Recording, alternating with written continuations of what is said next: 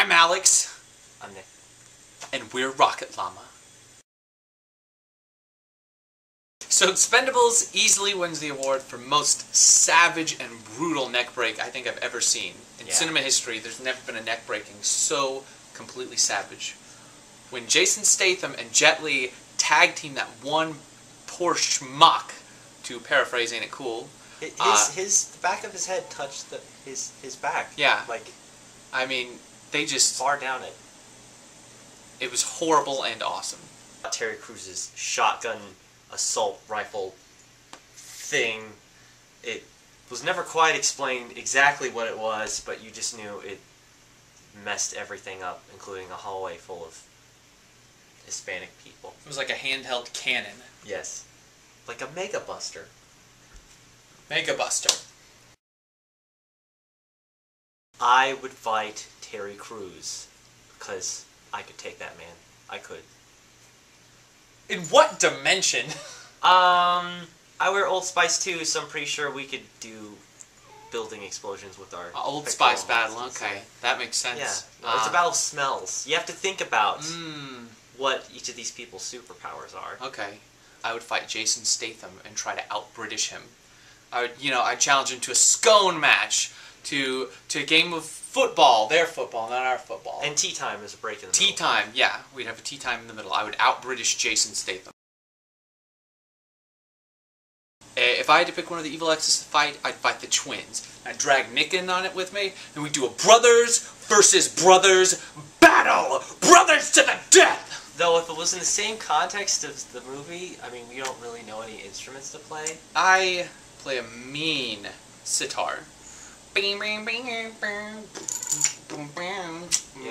don't play anything. I'd have to use interpretive dance. You'd use interpretive dance, and I'd play the sitar. Do you think they could do a dance-off instead? Because that I could do. I mean, another point on Roxy. Also, she wasn't fat like she was in the book. That's true. She was kind of a chunky ninja, but yeah, she was attractive. She was attractive in the movie, so that's definitely why I'd fight her. You know, poke her underneath the knee.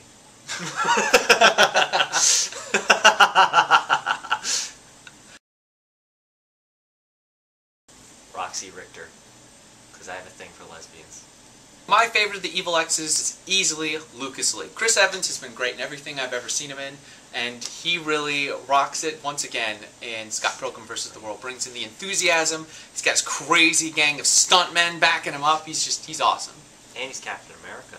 And he is Captain America. So it's appropriate that my favorite was Superman, Brandon Ruth. Ruth, I guess. I guess it's Ruth. Let's say like Baby Ruth.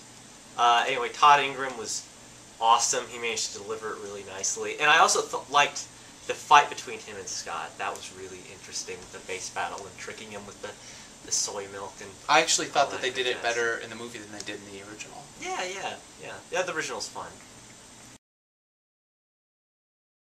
Alright, if I were somebody's Evil Ex, my power would be to generate a suit of medieval armor made of deli meats. People would have to eat their way through if they ever wanted a chance of defeating me. I'd have the power of Peanut the cat. Powerful.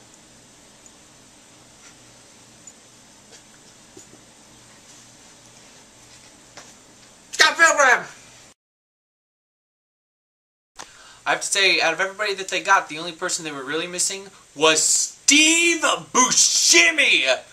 No movie is complete without Steve Buscemi rocking it up with his bug-eyed, weird face. Macaulay Culkin. No one would expect him in it, and he hasn't done much lately. Preferably, I think they should get child Macaulay Culkin, because I think that would bring a good amount to it. He could be the traps guy. Yeah. That's his specialty. No, see? He'd bring something to the dynamic of the group. He'd be perfect.